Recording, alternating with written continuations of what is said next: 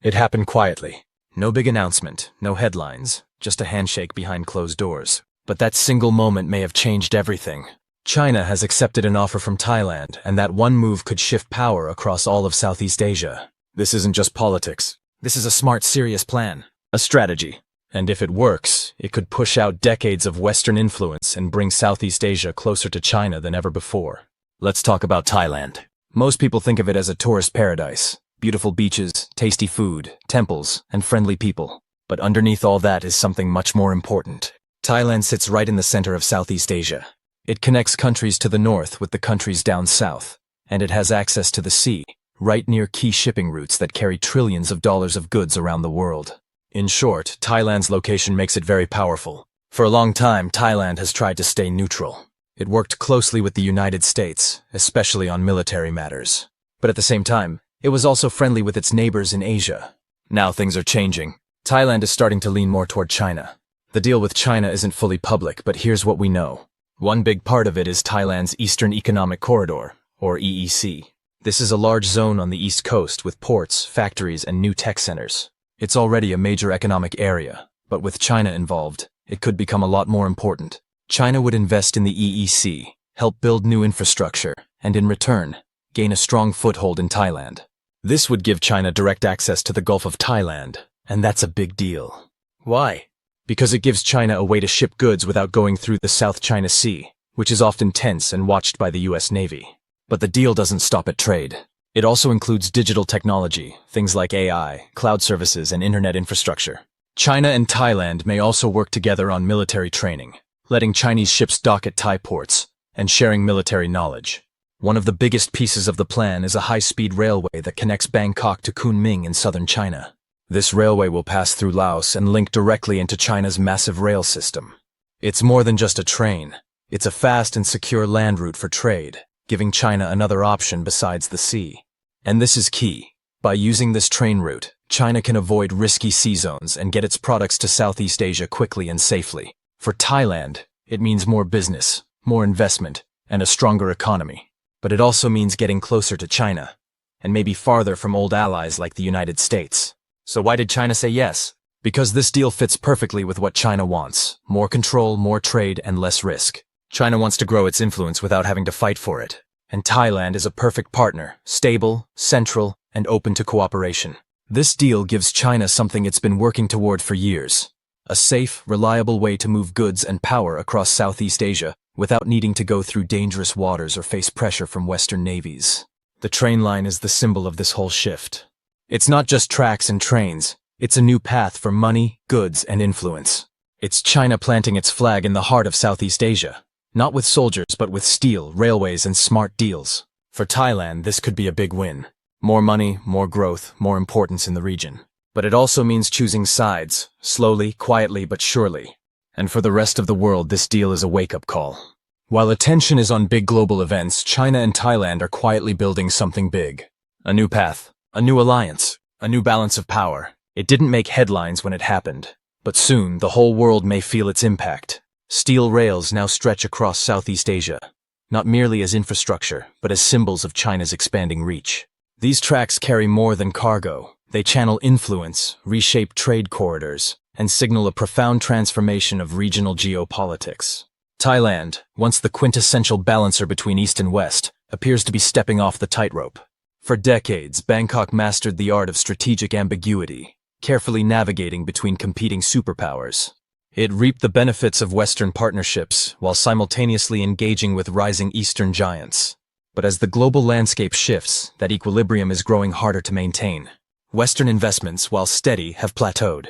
In contrast, China has surged ahead, offering funding at unprecedented scale and speed, often without the political conditions the West typically attaches, such as commitments to human rights or democratic reforms. For a country eager to modernize and accelerate growth, the appeal is undeniable. Thailand's emerging alignment with Beijing isn't a diplomatic misstep, it's a calculated gamble. The potential payoff is substantial. Fast-tracked infrastructure, booming digital development, deeper military modernization, and a central role in Southeast Asia's technological evolution, powered by China's expertise in AI, data systems, and smart cities. Yet every gamble comes with risk. Pivoting toward Beijing could come at the cost of long-standing alliances. especially with the United States. As a major non-NATO ally, Thailand has historically been a pillar of U.S. strategy in the region. For decades, military exercises, intelligence sharing, and economic ties reinforced this bond. But Washington is now watching with growing unease. The deepening ties between Bangkok and Beijing have prompted quiet but firm warnings from U.S. officials. There are signs of reassessment, aid packages under review, defense agreements re-examined, and partnerships facing new scrutiny. The message is subtle but unmistakable. Move too far into China's orbit, and Thailand could find itself distanced from the West, economically, diplomatically, and militarily. At the heart of this dilemma lies a critical question. Can the near-term economic benefits of Chinese engagement justify the long-term strategic risks of alienating the U.S. and its allies? This isn't just a bilateral issue, it's also testing ASEAN's unity. The 10-member bloc has long projected a vision of cohesion, economic integration, and regional peace. But Thailand's apparent tilt toward China is exposing existing fractures. Some member states, like Cambodia and Laos, have already embraced Beijing's patronage.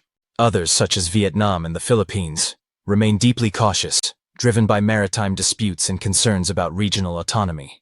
Thailand's move may tip the balance, either encouraging a domino effect of realignment or deepening internal divisions that threaten the bloc's ability to act as a unified force. What was once a fragile unity is now under strain, and ASEAN's future effectiveness hangs in the balance. At the core of this transformation is technology. China's Digital Silk Road, a cornerstone of the Belt and Road Initiative, aims to embed Chinese digital infrastructure worldwide, from 5G networks to AI systems and smart cities. Thailand, hungry for modernization, is embracing this future. But the trade-offs are real. The influx of Chinese tech raises sovereignty questions. Who controls the data? What are the surveillance risks? And can a nation dependent on Chinese platforms remain digitally independent? Huawei and other Chinese tech giants already have deep footprints in Thailand's digital landscape. If this trend continues, the country could find its digital architecture increasingly mirroring China's, efficient and advanced, but potentially dominated by state control and limited freedom. The challenge for Thailand is whether it can enjoy the economic upsides without sacrificing digital autonomy or citizens' privacy in the long term. Beyond technology, military cooperation is also intensifying. Reports suggest China may gain expanded access to Thai ports, particularly the strategically crucial Laem Chabang. Such access would extend China's naval reach into the Gulf of Thailand and the Indian Ocean, shifting maritime dynamics and unsettling regional powers. Joint military exercises between Thai and Chinese forces are becoming more frequent. Discussions of arms deals and defense technology transfers signal a deepening partnership. While there's no official confirmation of a Chinese military base, the infrastructure being built and the growing cooperation raise that possibility for the future. What began as economic engagement now carries security implications. Thailand is no longer simply doing business with China. It is inching toward a more comprehensive strategic alignment. The implications are profound. A realignment of regional power, the erosion of Western influence, and a reshuffling of alliances that have endured for generations. China's acceptance of Thailand's overtures is more than just a bilateral agreement. It's a geopolitical statement. The region is shifting. Old alliances are fraying. New power structures are emerging. If Thailand continues down this path, it could become China's central ally in Southeast Asia, a keystone in Beijing's strategy to counterbalance U.S. influence in the Indo-Pacific. But with that prominence comes vulnerability. Thailand could also become a proxy battleground, pressured by opposing superpowers, divided internally, and forced to navigate the treacherous waters of great power rivalry. The world is watching. Will Thailand rise as a regional powerhouse, leveraging its position between giants to assert new leadership? Or will it find itself constrained, compromised, and caught in a new Cold War of influence? Only time will tell. Thank you for watching. If you found this analysis valuable, please like the video, share your thoughts in the comments, and subscribe for more in-depth insights on the evolving dynamics shaping our world. The future is not only near, it's already here. Stay informed, stay engaged,